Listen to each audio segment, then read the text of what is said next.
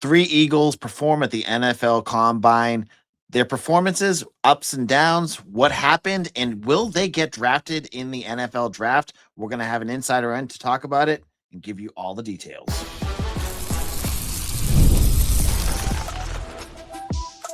You are Locked On Boston College, your daily podcast on the Boston College Eagles. Part of the Locked On Podcast Network, your team every day.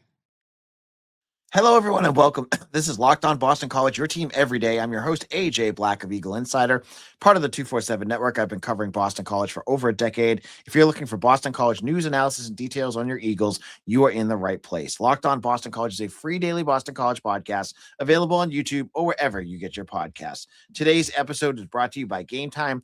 Download the Game Time app, create an account, and use code Locked On for $20 off your first purchase. It is time to wrap up our conversations on the NFL Draft Combine. Three Eagles perform in it. We're going to talk about Quintayvius Hutchins. Did he do enough to get drafted? Logan Taylor, where will he fall on that? And did Jude Bowry improve his stock to go in day 2 or 3? We'll talk about all of that on today's show. And to do that, we're joined by Mitch Wolfe of Eagle Insider. Mitch, how's it going? It's going well. I was laid up sick over the weekend, which kind of was a bit of a blessing because then I had an excuse just to sit in front of the TV and watch the combine for an untold number of hours, judging other hyper impressive athletes for not running or running fast enough or jumping high enough while I sat on my couch taking Dayquil.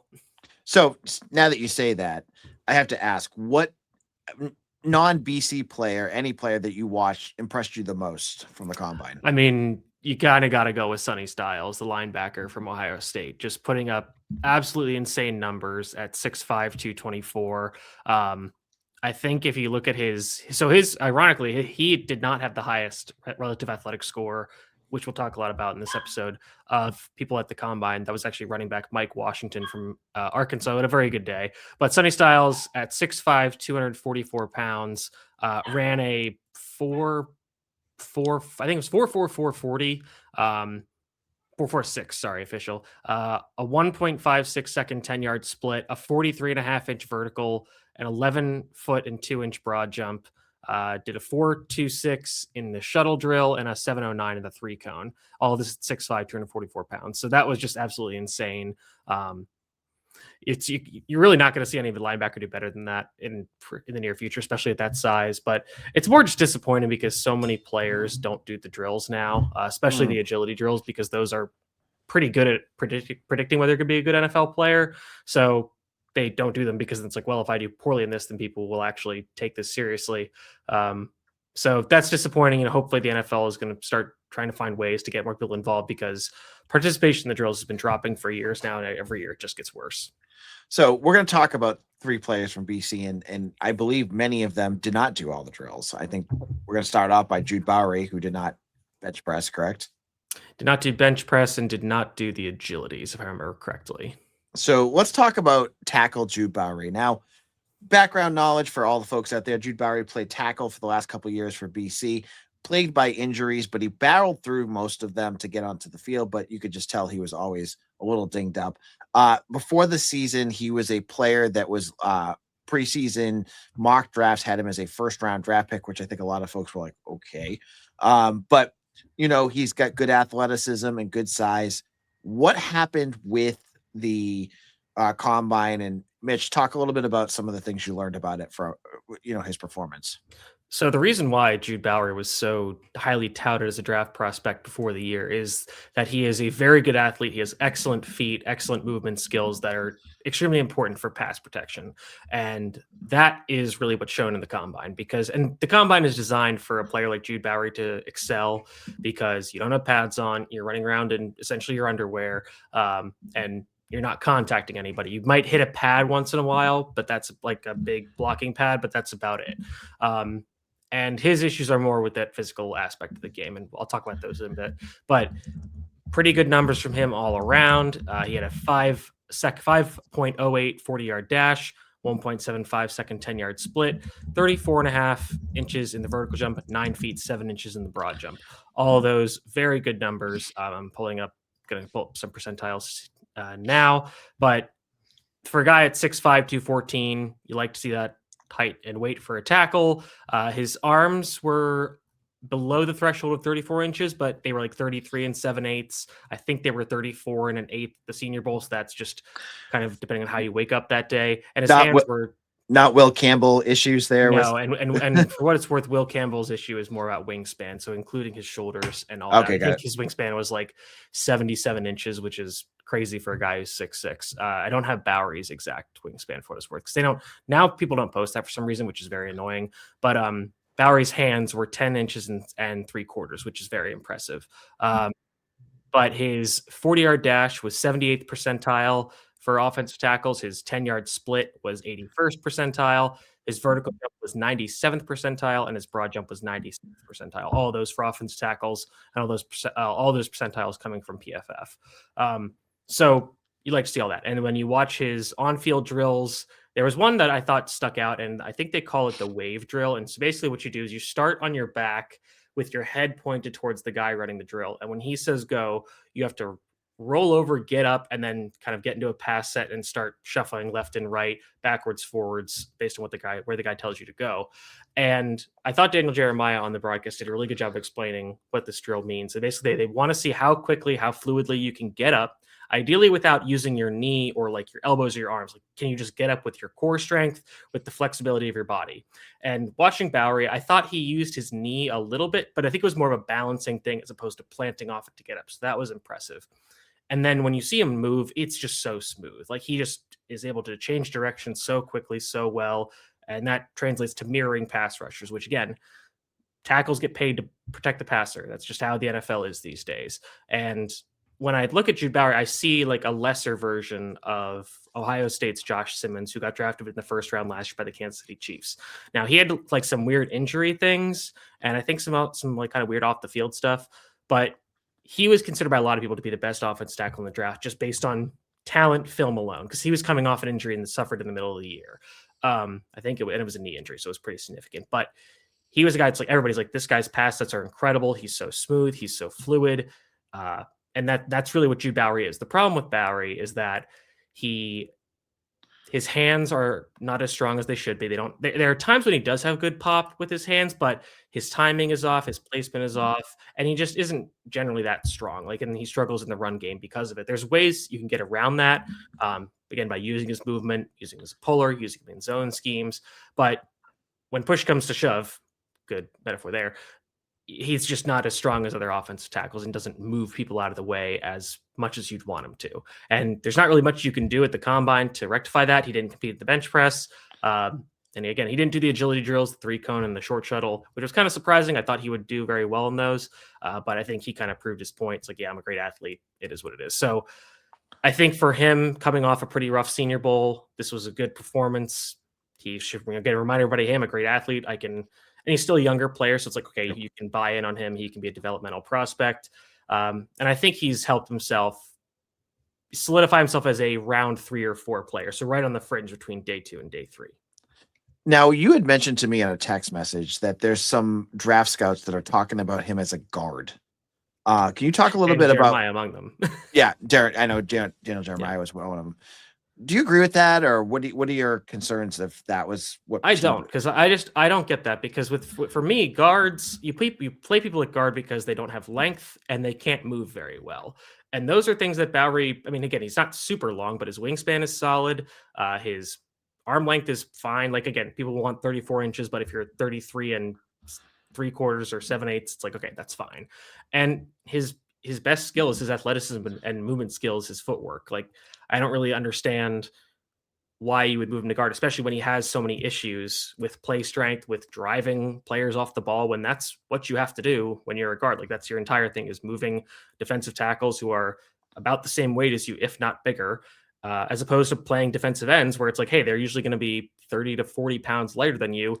And sometimes you just kind of need to push them past the quarterback, or just push them away. You don't really even need to move them out of the way with a true like drive block. So I feel like you can hide his problems better at tackle, and I feel like you exacerbate some of his biggest issues at guard. So I don't really get that. I would like to hear Jeremiah speak more on that. I mean, I don't think it's just a length thing. So I would like to hear more about that theory because I just don't really see it. Because I think that a lot of things Bowry does well translates playing well at tackle at the next level, and a lot of his issues would be exposed if you had to play guard. Interesting. Yeah, I was curious because I knew you had a very strong opinion on that. Now, in a moment, speaking of a offensive lineman that can play multiple positions, let's talk about Logan Taylor. After another player who had a tough Senior Bowl, how did his combine go? We'll talk about it with Mitch in just a moment.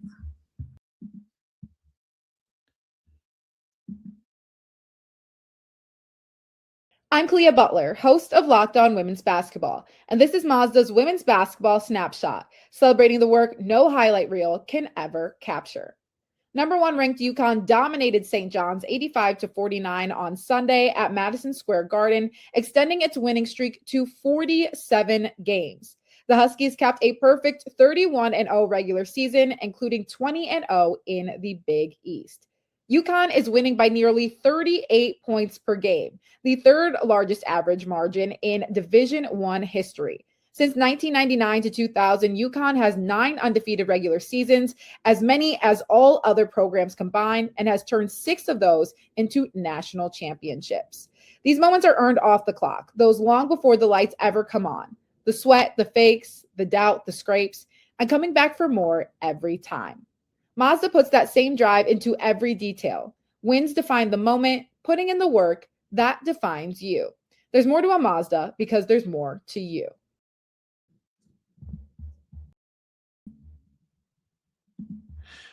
Locked On Boston College, AJ Black here, and I wanted to also let you know about our Everydayer Club. If you've not joined Everydayer Club, 2 tiers.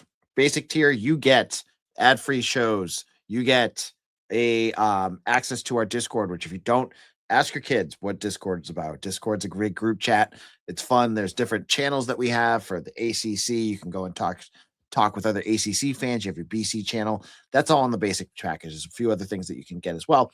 The all access tier, you get your first cup with AJ. So if you're on your feeds, you'll start to see them in there and you can't click into them. That's for the all access tier. Those are special episodes. I'm doing some deeper dives into some topics I think you guys are going to like. Make sure you sign up for that. Details are in the show notes. All right. Back with Mitch. Mitch, you're back.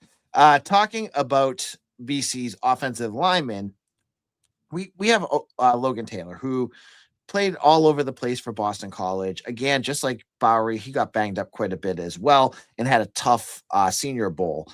After transferring in from Virginia, he played 3 seasons for BC, started most of the games that he was here. What did you see from Logan Taylor, and where does he kind of stand in everything now? I'll commend Logan Taylor for at least competing in every drill because, again, we did not see a lot of players do that, especially offensive linemen, because usually they're like, I want to run as little as possible. But for him, competed in everything except the bench press, which is kind of surprising. I thought that he would want to showcase kind of his physical strength. He does have relatively long arms for a guard at 33 7/8 inches. Came in at 6'7", 314 pounds. Again, that's the arm length. Hands of 10.5 inches. So he has tackle size, and that's why I was always kind of like, I think this guy can play tackle in college. Maybe the NFL might be a bit more of a problem. But in the drills, ran a 5.19 40 with a 1.82 10-yard split. I'm trying to pull up the percentiles now. Of course, the PFF website is annoying me. Dead air. Great for everybody. It's going to be, so here we go. Okay, so 5.18 seconds, 5.19 according to PFF, so they're a little different. 55th percentile for guards, 1.82 10-yard split, 47th percentile, 108 inches, which is 9 feet in the broad jump, which is 64th percentile. He did 31 inches in the vertical jump. For some reason, that's not listed as a percentile in PFF. I think that's solid. It's not, not groundbreaking. 7.75 seconds in the 3-cone, which is 53rd percentile, and 4.84 seconds in the short shuttle, which again doesn't have the percentile for some reason. So I will try to find the percentiles on RAS, but those are a little different. But generally, I would say those are solid numbers, but nothing earth-shattering there. Right. Which for him, you wanted to see him come to the combine, do the drills and everything, and not have catastrophically bad numbers. So check the box there, because if he had a rough Senior Bowl, comes into the combine, if he has really bad numbers across the board, then it's like, okay, this is over. Like there's teams are not going to be interested. This, it's like, okay, he's on the level. He's got good size. He's a guy who's played a lot of football at a lot of different positions. That's valuable. I thought his work in the drills was pretty good. Again, nothing super stood out to me. Like it looked fine. Again, it's the underwear Olympics, so you take it with a grain of salt. But for him, it was an admission to not completely tank your draft stock after a rough Senior Bowl. I thought he kind of arrested the downward momentum there, got it back to even keel. So that's good to see, and he might be able to, with a good pro day, maybe he can get himself drafted. I think he'll impress in team interviews when they do individual workouts, because I think he's a smart player. He's obviously older. He's played a lot of football. He's physically mature. So he's a guy that can come in. I would say he has a relatively higher floor for a prospect, but his ceiling is lower because he's at his like physical maturation. He kind of is what he is at this point, but he can come in, he can compete at all the spots in the line except center, and he can provide valuable snaps at all those positions, in the preseason. So he kind of like Jack Conley, who, was on the practice squad for the Patriots for a bit in the preseason. Not sure if he's still there, but this guy who has value in that way, because again, teams need linemen. They need guys with the prototypical size, which Taylor has. And now we see he has at least adequate athleticism across the board. And his injury concerns, I don't think he had anything that would probably be red flagged, I would imagine. It's possible like they could have found something. Like that's the thing with these medical tests, and that's the big reason for the combine now is like you go in, there's a ton of MRI machines at Indianapolis, so they take all the players, run them through them, make sure everything's good. I know he's a guy who's played through a lot of injuries over the last few years, so that's going to at least impress teams that he's been able to tough it out and get out there.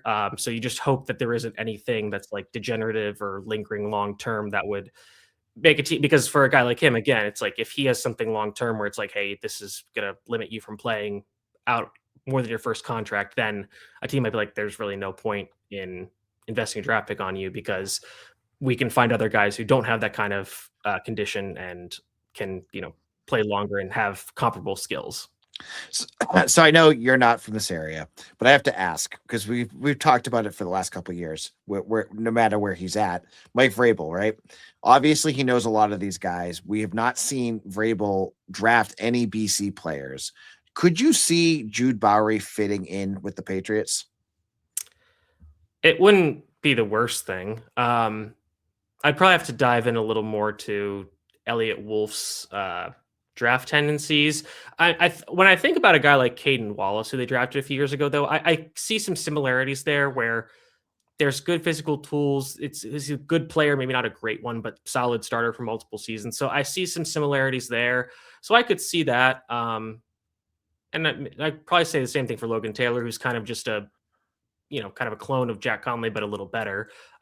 So I could see them, if Taylor falls out of the draft, I could see them investing in him as an undrafted free agent, and he could be a guy that kind of surprises and makes the team in the preseason, because he can play every spot of the line besides center, and that's valuable for when guys get hurt. So you have some guy who has experience. It's like, we need somebody at left guard this week. Next week we need somebody at right tackle. So that would be a valuable person to have connected to the team. With Bowry, I will say, I think that if you're like, oh, he's going to be the savior to replace Will Campbell, I'm not sure I'm willing to go that far. I don't think Pats fans are ready to dismiss Will Campbell, even though there were some frustration. I don't know about that. Based on the memes that I've seen for the last few months, I don't know about that. Fair enough. All right. In our final segment, we're going to talk about Quintayvius Hutchins and some final thoughts as well about Lewis Bond, who wasn't there, but I think it's worth discussing as well. We'll get into all that in just a moment.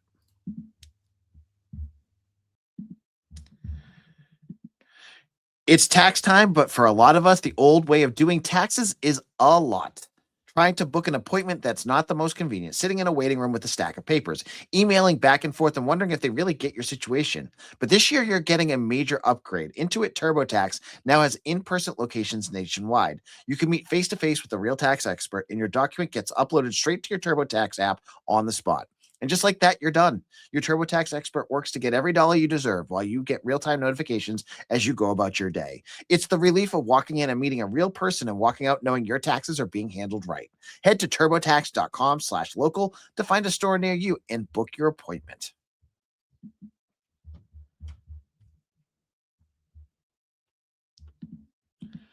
The biggest stretch of the college basketball season is almost here. Buzzer beaters, bracket busters, and those unforgettable moments that everyone's talking about the next day, except for Boston College fans. But there's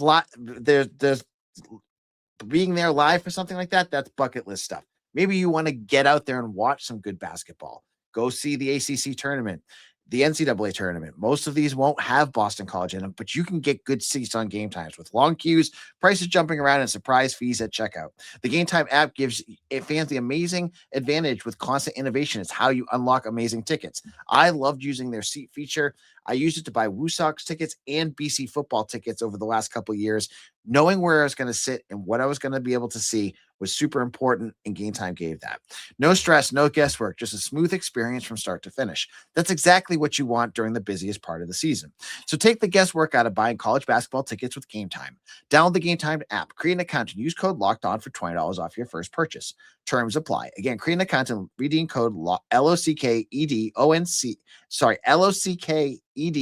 for $20 off. Download the Game Time app today.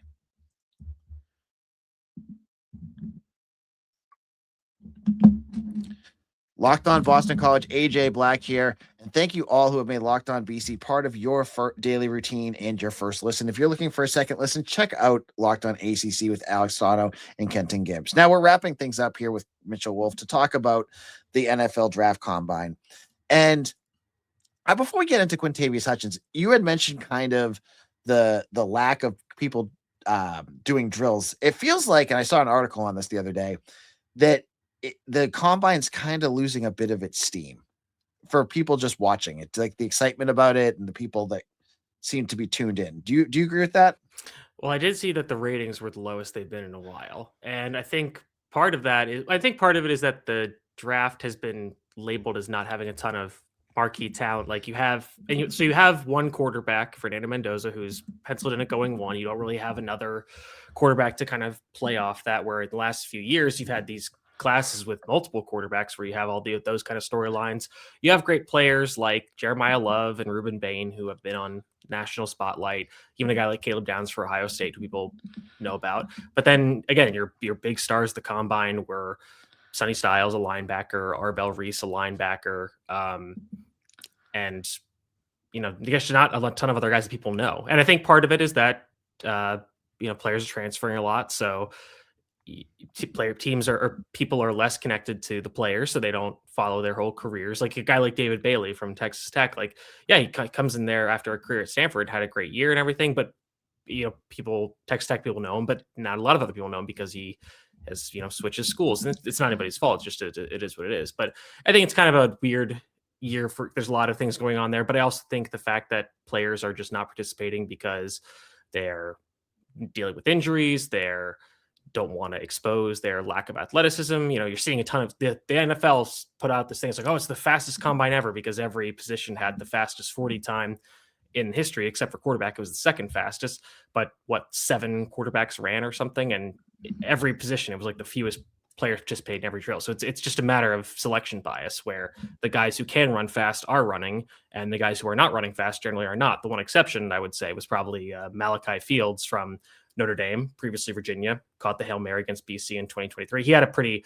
rough 40 time, but he's 6'4", 220, so that's kind of to be expected. But he really looked good in the other drills. So, that's kind of the one outlier. But everybody else was running super fast. So it's kind of but it doesn't really matter because there's only, there's so few people participating in the actual drills. I just wanted your thoughts because for me especially, I was just like, just don't feel like really watching it. But let's talk about Quintayvius Hutchins, who kind of kicked off everything for this weekend because at the edge, defensive lineman drills went first. How did you think he ended up doing? It was a pretty rough time for him, I would say, just being completely honest. And it's a shame because he came off an excellent Senior Bowl where he had a legitimate argument to be named MVP of that game because he had so much production with sacks, tackles for loss, pressure on the quarterback and everything. And he looked great at the Senior Bowl, but then combine comes and it's just pretty rough. And this is where you kind of see, the real true elite athletes stick out. And, for what it's worth, like Quintayvius Hutchins is a guy that took a while to come on at BC. He bounced between positions. And, if you're doing that, generally you're probably not an elite athlete because if you were, you'd be getting on the field more and at a specific position. That just wasn't happening early in his career. So he's a late bloomer. That happens sometimes. But he came in at 6'3", 233 pounds. Height was 37th percentile for edge rushers. Weight was 0th percentile. I think that's the word, 0th percent for that, just because he's so small. His arm length, 32 and 5/8, which is 22nd percentile. Hand size, 9.5 inches, which is 21st percentile. So you can have undersized edge rushers. You absolutely can. A guy like Harold Landry was kind of undersized for the position. You look at a guy like Nick Benito for the Broncos, very undersized. You can be undersized.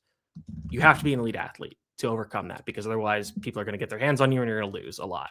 And the problem is Hutchins just did not test like an elite athlete. He ran a 4.74 second 40-yard dash, which is 78th percentile, and a 1.73 second 10-yard split, which is 44th percentile. And that last number was the worst among the edge rushers at the combine. And that's arguably more important even for an undersized guy, because that shows, like, if you think about the 40-yard dash, you start off in a sprinter stance.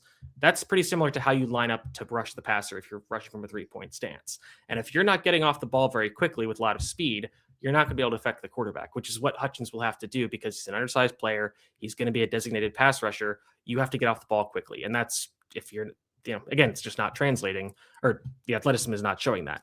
The funny thing is he jumped 37 inches in the vertical jump, which was 92nd percentile. And both of those things, the 10-yard split and the vertical jump, both of those in theory measure lower body explosiveness. How well do you explode from your lower body? How do your body mechanics translate in that way? So it's weird that those two things, one he was great at, one he was terrible.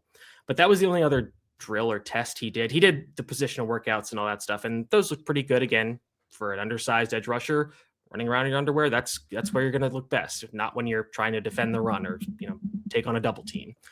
So that was all well and good, but just the fact that he only competed in 2 drills, didn't do the agilities, which in theory I thought he would have done well at, so I'm surprised he didn't do them, and then didn't do the bench press or anything like that. So, and then again, when you do the vertical jump but not the broad, I'm just like, I don't really understand that. Like, why not just do both the jumps? Right. So I don't really get that, but for a guy that had the momentum from the Senior Bowl, you kind of needed him to have a good combine to carry that momentum forward, but not having a good 40 and not having a good 10-yard split, that kind of slows it down. And then just not doing any of the drills, it kind of it releases into the air. And it's like, okay, now there's just nothing. So again, he was not a guy I really expected to be on NFL draft radars going into the season. Even if he had a good year, he's impressed so far. I think he's better off than I thought he would be, but given that he is so scheme limited because he's so undersized, like, he's going to have to go to a 3-4 team, play outside linebacker, and start off as a special teamer. Like, that's going to be his initial role, which has experience and he's good at,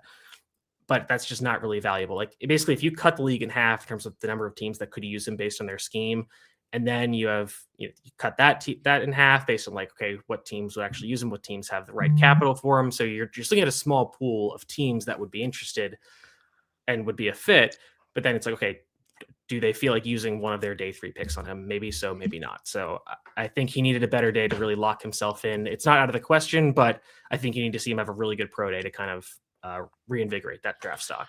So it sounds like almost undrafted free agent, probably practice squad. I would think so. And honestly, like, I think he could impress a lot in training camp and in OTAs and all that, because again, this guy's an incredibly hard worker. He's really, like, he has everything he has gotten, he has earned, and he's gone out there and worked for. So, I'm sure teams will like that. I'm sure that he will impress in preseason. It could be like a training camp darling who's making a lot of plays in that situation. Then we'll have to see how preseason goes. But I could definitely see him making a practice squad, and maybe he gets some elevations here and there if they need a guy on special teams. All right, and we only have a couple minutes left, but Lewis Bond did not make it to the combine. We talked about that on the show. Is he still going to be a guy that can go in the NFL draft, or is this, you showed me before that teams basically pick out guys they want there. Mm-hmm. Is this showing that there's not going to be a lot of interest in Lewis Bond?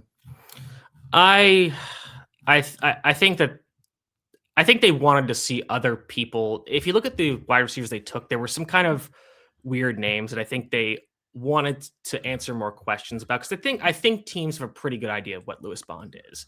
He's not a burner. He's a primary slot receiver who knows how to get open, knows how to run routes, is good after the catch.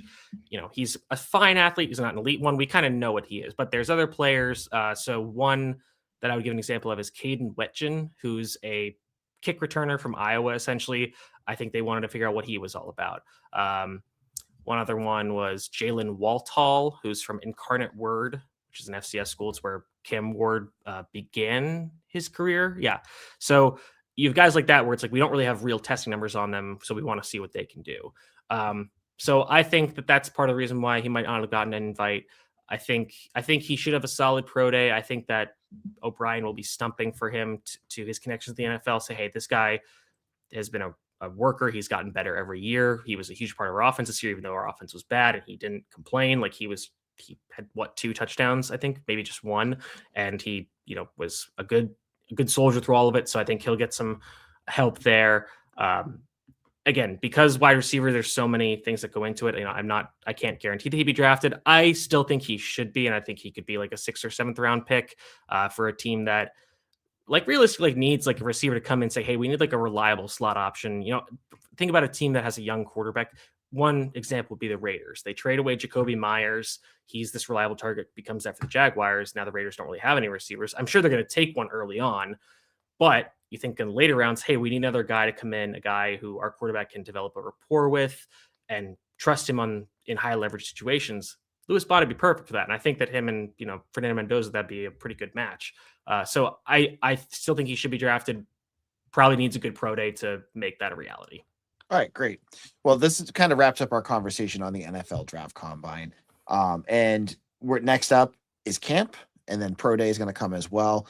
And we'll be talking much more about football as we dive into the spring practice season. Mitch, where can people find your work? You can find me at Mitchell T. Wolfe, WOLFE on Twitter. Check out my work at Eagle Insider. We had this week our last transfer portal scouting report get published. The Harvard transfer, Alex DeGreek, who is a fun story, just kind of a cool guy to learn about. And then this week, I'm going to be trying to publish basically a ranking of the most important and impactful, ranking the transfers in terms of importance and impact. So that'll be coming out later this week. Going to analyze some Ted Roof defensive film in the coming days.